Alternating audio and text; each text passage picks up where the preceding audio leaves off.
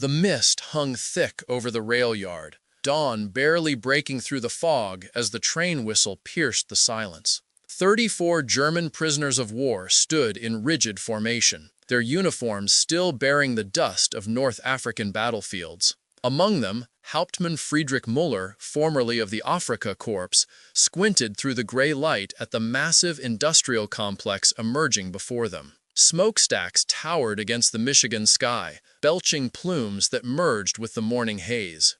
The sound hit him first, a relentless, rhythmic pounding that seemed to make the very earth tremble beneath his boots.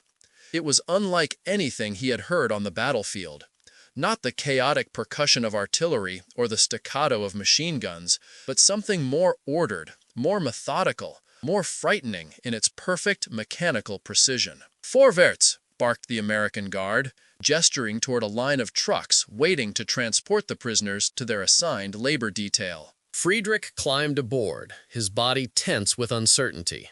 The Reich had prepared them for torture, for humiliation, for the brutality that awaited German soldiers in enemy hands.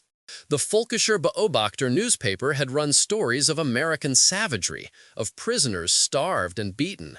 Yet his first weeks in captivity had already begun to unravel those certainties. The food was plentiful. White bread, meat, coffee, served in portions that would have been considered luxurious back in Berlin.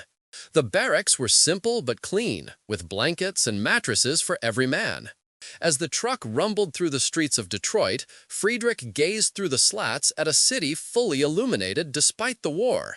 Street lamps shone without blackout covers. Neon signs flickered in shop windows. The brightness alone seemed impossible to a man who had lived through years of mandatory darkness in German cities, where a single light could bring bomber squadrons and destruction. Here was a nation so confident in its security, so distant from the fighting, that it made no concession to the possibility of attack. Could this truly be a country fighting the same war? The truck slowed, then stopped at a checkpoint. Through the gates loomed the largest building Friedrich had ever seen, a structure so vast it seemed to stretch beyond human scale. The Ford River Rouge complex stood before them, over a mile long, containing within its walls a manufacturing operation that would soon shatter everything the German officer thought he knew about industrial might and the balance of power in the war that had already consumed half a decade of his life. What awaited him inside would not be the instruments of torture he had been conditioned to expect,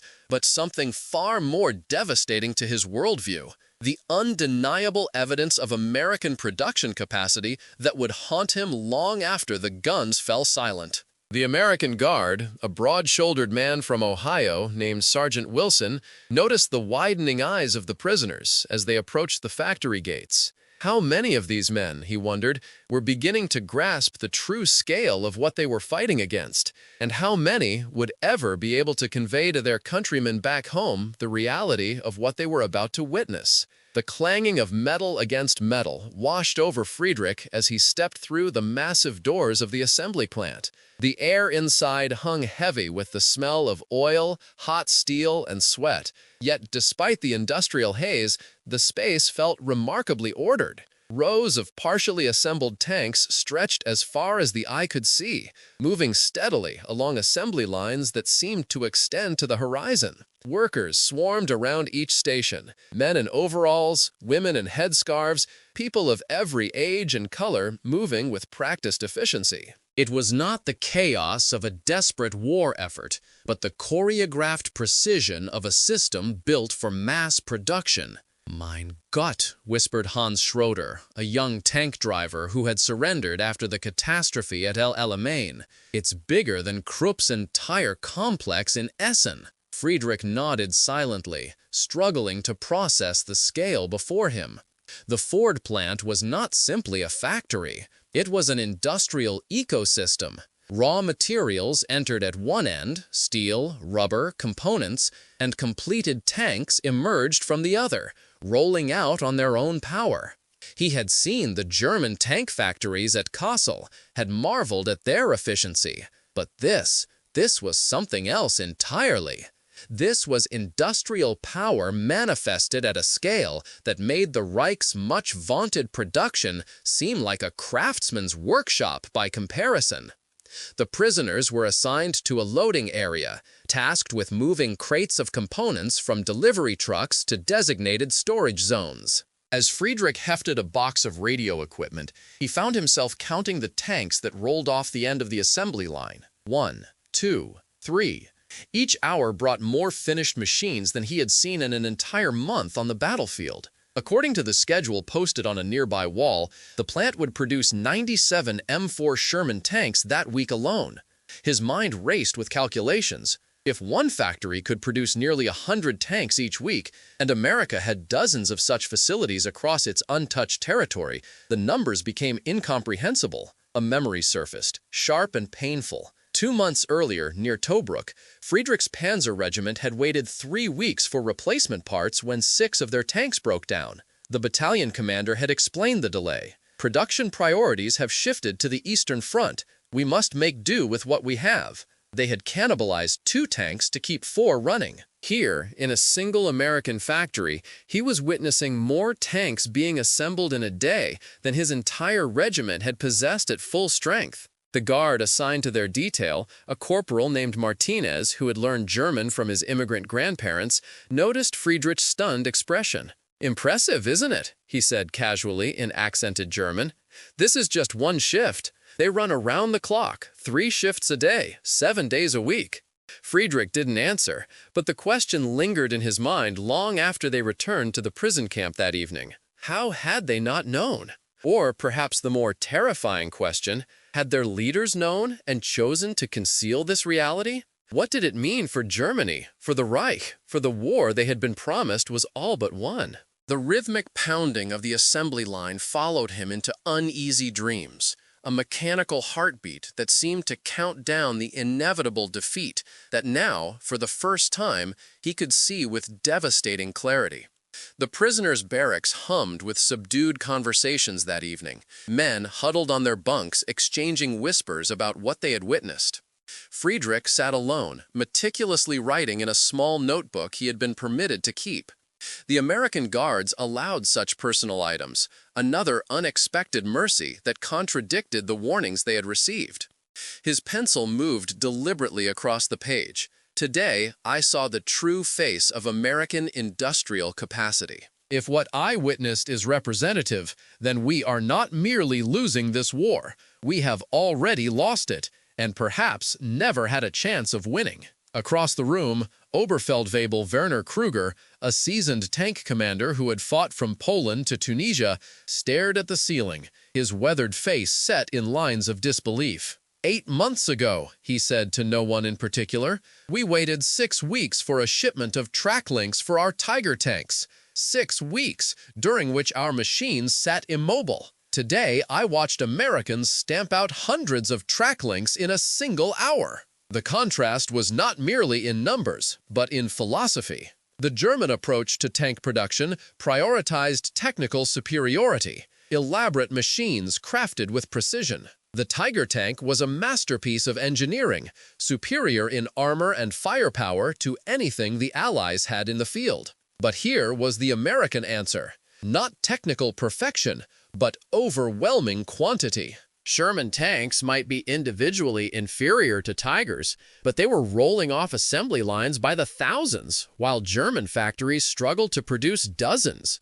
They've applied the principles of automobile manufacturing to warfare, Friedrich noted, thinking aloud. Henry Ford's assembly line, but for instruments of destruction. Hans, the young tank driver, looked up from his bunk. My father works at Daimler. He told me once that American mass production methods were inefficient, suitable only for crude products, that German craftsmanship would always prevail. His voice cracked slightly. He believed it. I believed it. We all did, Friedrich replied quietly. The next morning brought gray skies and a light drizzle as the prisoners marched back to the truck that would return them to the Rouge complex. Friedrich noticed a different quality to their movement now, a heaviness that went beyond physical fatigue. They had entered the factory as soldiers of the Third Reich, confident in their nation's industrial and military prowess despite their capture. They were returning as men beginning to question the very foundations of that confidence. Inside the plant, the work continued unabated, immune to weather or morale. As Friedrich moved crates of electrical components, he observed a section of the factory floor where women worked with practiced precision, assembling the complicated wiring systems for tank interiors. In Germany, such work would have been considered unsuitable for women, reserved for skilled male technicians. Yet here, hundreds of female workers accomplished these tasks with speed and accuracy that matched or exceeded what he had seen in German factories. One woman, perhaps in her 50s with gray hair visible beneath her kerchief, noticed his gaze and straightened, meeting his eyes with neither fear nor hostility, but a kind of steady determination. She had the weathered hands of someone who might have been a farmer's wife before the war, now manipulating delicate circuitry with surprising dexterity. For a moment, their eyes locked across the divide of language, nationality, and conflict. Then she turned back to her work, completing another wiring harness that would soon be installed in a tank destined to face men just like him on battlefields an ocean away. The interaction, brief as it was, left Friedrich unsettled. This was not the fanatical enemy he had been taught to expect, but an ordinary person converted into an industrial warrior by circumstance and necessity. How many millions more like her were working across this vast country, their combined efforts creating an unstoppable tide of material? The rain drummed steadily on the factory roof, a counterpoint to the rhythmic clanging of the assembly line, as another tank rolled forward to receive its electrical system. After lunch, another surprise, as the prisoners received the same hot meal as the American workers. Friedrich's detail was moved to another section of the complex where engines were being prepared for installation. The M4 Sherman used a radial aircraft engine adapted for tank use. And here they were lined up by the dozens, each representing months of work in a German context, yet merely hours of output in this American factory. We were producing perhaps 20 Panzer IVs each month at Krupp when I was called to service, Werner commented during a brief water break, keeping his voice low. Here they make more than that before lunchtime. Hans, wiping sweat from his brow, nodded toward a massive map on the wall, showing the locations of other tank production facilities across the United States. Look, this is just one factory. There are 7 others marked on that map. And that's only for tanks. Friedrich studied the map, his military training allowing him to quickly calculate the implications. If the Rouge complex alone was producing nearly 400 tanks monthly, and there were indeed 7 other facilities operating at similar capacity, the total would approach 3,000 tanks per month, more than Germany could produce in an entire year, even before Allied bombing began to devastate German industrial centers. The American supervisor, a barrel-chested man named Blackwell, approached with clipboard in hand. "Next shipment's coming in," he said to Corporal Martinez. "Get your men ready to unload." Martinez translated, and the prisoners moved toward the loading dock.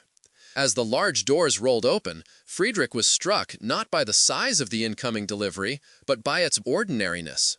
Trucks arrived in a steady stream, bringing components from other factories. Transmissions from one plant, optics from another, radio equipment from a third. The American war machine was not a single entity, but a vast network of specialized facilities, each mass-producing specific components that flowed together in this final assembly point. "Efficiency," Werner murmured, watching the choreographed unloading process. "They've eliminated the bottlenecks that plague our production." By late afternoon, as their work shift neared its end, Friedrich found himself positioned near the end of the assembly line, where completed tanks underwent final testing before being loaded onto rail cars. A test driver climbed into each vehicle, started the engine with a roar that reverberated through the cavernous space, and drove it through a short obstacle course designed to verify all systems were functioning properly. Then the tank would continue onto a massive loading platform where it joined others bound for shipment to the front. Friedrich watched as a single hour's production, 12 fully operational tanks, was loaded onto flat cars. In his entire military career, he had never seen 12 new German tanks in one place. The reality of what he was witnessing settled over him like a physical weight. The war that German propaganda described, a conflict between the superior German fighting spirit and inferior but numerous enemies, was a fantasy. This was not a contest of wills or ideologies. It was arithmetic, cold and irrefutable. Mountains of steel, oceans of fuel, and forests of production equipment, all arrayed against a Germany whose resources were already stretched to breaking point. As the prisoners were loaded back onto trucks for the return journey to camp, Friedrich caught a final glimpse of the day's output, a train of newly minted Sherman tanks stretching into the distance, each vehicle representing the death knell of the Reich's ambitions. The steady rhythm of the factory continued unabated behind them, its mechanical heartbeat pumping out the lifeblood of American military might, indifferent to the stunned men who had witnessed its terrible efficiency. What new revelations would tomorrow bring, he wondered, as the gates of the Rouge complex closed behind them, and the truck carried them back to captivity, and perhaps, though he could not yet admit it, toward a kind of freedom from illusion. The following days brought further revelations as the German prisoners were rotated through different sections of the massive industrial complex. Friedrich found himself assigned to an area where tank turrets were being fitted with main guns, the 75mm cannon that gave the Sherman its offensive capability. The process had been refined to such a degree that a completed turret with gun installed and testing emerged every 22 minutes, a pace that seemed almost magical compared to the methodical, craftsman-like approach he had witnessed in German armament factories. In Kassel, Werner told him during a brief lunch break, their soup bowls steaming in the chilly air of the factory canteen, it took nearly 3 days to properly fit and calibrate a single Panzer IV turret. Here, they're doing it before the coffee gets cold. Friedrich nodded, watching American workers at nearby tables. They ate quickly, efficiently, their conversations punctuated by laughter despite the pressures of wartime production. There was none of the grim determination he remembered from German factories, where propaganda posters warned that every minute wasted was a betrayal of soldiers at the front.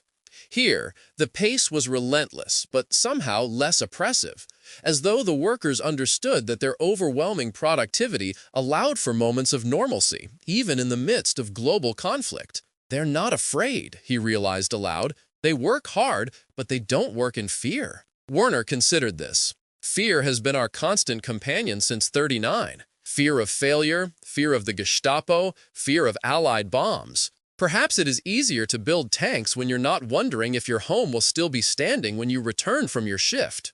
The observation lingered as they returned to work. Friedrich found himself assigned to a station where he could observe the testing of the tank guns. Each turret moved to a special area where the main gun was fired into a massive water tank that absorbed the shell. The precision was remarkable. If a gun failed to meet exact specifications for accuracy, it was immediately removed and replaced rather than adjusted or repaired. The Americans seemed to value standardization above all else. Every tank identical, every part interchangeable, no special modifications or individual craftsmanship to complicate the maintenance chain. Unteroffizier Becker would be appalled, Hans commented, referring to their former maintenance sergeant who had prided himself on custom tuning each tank in their company. He believed each Panzer had its own personality that needed special attention. Sergeant Becker isn't maintaining 3,000 identical vehicles, Friedrich replied, watching as another turret passed inspection and continued down the line. By the end of the week, the prisoners had been exposed to nearly every aspect of the tank production process, from raw materials to final assembly. On Friday afternoon, as they prepared to depart, their supervisor, Blackwell, led them to an observation platform overlooking the entire main assembly floor.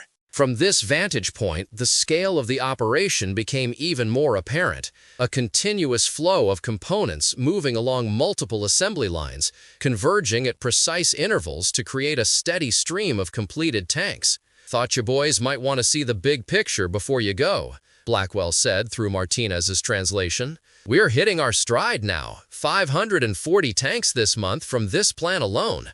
Detroit's building more tanks every month than Germany makes in a year." He delivered this information not as a boast, but as a simple statement of fact, seemingly unaware of its devastating impact on the men who heard it. Friedrich stared at the factory floor, mentally calculating the implications. If this single plant produced over 500 tanks monthly, and there were indeed multiple such facilities across America, the production differential was even more catastrophic than he had initially estimated. Deutschlands Total Tankproduktion für 1943 hat been approximativ 3000 Vehicles auf alle Modelle. Die Amerikaner erschienen capable von exceeding das figure every 2 months und das addressed only tanks, nicht der Aircraft, Artillerie, Schiffs und andere Material flohen von amerikanischen Fabriken. They want us to see this, Werner murmelte, his voice barely audible above the mechanical symphony below. They are showing us deliberately. Friedrich nodded slowly. There war no need für Interrogation, für Koation, für Propaganda. Der simple Realität von amerikanischer industriellen Macht war mehr effektiv at breaking German Moral als any psychological tactic could be. Der waren being allowed to witness the arithmetic of inevitable defeat, to carry that knowledge back to their prison camp, wo es würde spread among other captured soldiers, eventually finding its way back to Germany through letters, repatriation of wounded prisoners, or post-war accounts. As the truck carried them back to the camp, Friedrich noted a strange sense of calm settling over the prisoners. The shock and disbelief of earlier days had given way to a quiet acceptance. They had been raised in a system that taught them to believe in German superiority, technical, cultural, racial. Now they had seen with their own eyes the hollowness of those claims, at least in the industrial sphere that would ultimately determine the war's outcome. "What will you tell your family if you're able to write to them?" Hans asked Friedrich as the truck rumbled through the gates of the prison camp. Friedrich considered the question carefully. The censors would never allow specific details about production figures or factory operations, but perhaps something simpler might pass through. "I'll tell them that America is not what we were told," he said finally, "and that the war is not what we believed it to be." The understanding that dawned across the young tank driver's face suggested he grasped the full weight of those seemingly innocuous statements. Some truths were too large, too fundamental to be expressed directly. They could only be approached obliquely, hinted at rather than stated outright. The truth of what they had witnessed at the Rouge complex was one such reality, too vast to capture in words that would pass a censor's scrutiny, yet too important not to somehow communicate. That evening, in the quiet of the barracks, Friedrich wrote carefully in his journal, choosing words that balanced truth with caution. "America's strength is not what we imagined. It is neither chaotic nor inefficient. Rather, it possesses an industrial harmony that produces abundance beyond anything we conceived possible. I fear that many in Germany still do not understand the nature of the force arrayed against us, and that this misunderstanding may cost us everything." The revelation that had begun with the rhythmic pounding of machinery was now complete, a fundamental shift in perspective that no amount of propaganda could reverse. The world Friedrich had believed in was crumbling beneath the irrefutable evidence of American production capacity, and in its place was emerging a new understanding that would haunt him long after the tanks he had helped assemble finished their journey to the battlefields of Europe. A heavy snow fell over the prison camp as Christmas approached, blanketing the wooden barracks and guard towers in pristine white. 3 weeks had passed since Friedrich's detail had completed their assignment at the Rouge complex, yet the impact of what they had witnessed continued to reverberate through the camp. A heavy snow fell over the prison camp as Christmas approached, blanketing the wooden barracks and guard towers in pristine white. 3 weeks had passed since Friedrich's detail had completed their assignment at the Rouge complex, yet the impact of what they had witnessed continued to reverberate through the camp. The men who had seen the tank production firsthand had become unwitting ambassadors of a difficult truth, their accounts spreading from bunk to bunk, barracks to barracks, until the knowledge permeated the entire prisoner population. "You're certain about the numbers?" asked Karl Hoffmann, a Luftwaffe pilot shot down over the English Channel. 500 tanks monthly from one factory? Friedrich nodded, watching snowflakes accumulate on the windowsill beside their chess game. "I counted myself, day after day, hour after hour. The pace never slackened." Karl's fingers hovered over a bishop, then withdrew without making a move. "Our entire Luftwaffe receives fewer replacement aircraft each month than what you described for tanks alone." He lowered his voice. "In my last squadron, we had 18 pilots sharing 11 functioning planes." Such conversations occurred throughout the camp, as men from different branches of the Wehrmacht compared their experiences of scarcity with the abundance they were now witnessing in captivity. Even the camp itself provided constant reminders of American plenty. The meals remained substantial despite rationing, the barracks were heated adequately despite winter's arrival, and new clothing was issued when old items wore out. "When my boots wore through in Russia," a Wehrmacht infantryman named Dieter explained during an evening gathering, "I was told to wrap them in newspaper and wait 3 months for replacements. Here, I mentioned a hole in my sole to a guard last week, and the next day, new boots appeared." Friedrich had noticed similar contrasts. The camp's medical facility was better equipped than field hospitals he had seen near the front lines. The library contained hundreds of books. Newspapers arrived regularly, and educational programs were offered to any prisoner who wished to attend. There was even a camp orchestra with real instruments, not the makeshift contraptions he had seen soldiers create from salvaged materials during lulls in fighting. These amenities were not provided out of particular kindness, Friedrich had concluded, but rather from a position of overwhelming material abundance. America could afford to treat its prisoners well because doing so required only the tiniest fraction of its productive capacity. The generosity was a byproduct of wealth so vast it bordered on carelessness.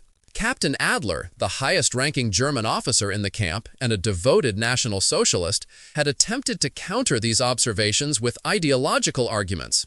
"American materialism is their weakness, not their strength," he insisted during a mandatory address to the prisoners. "They worship machines, while we Germans understand that the human spirit, the will to victory, is what ultimately prevails."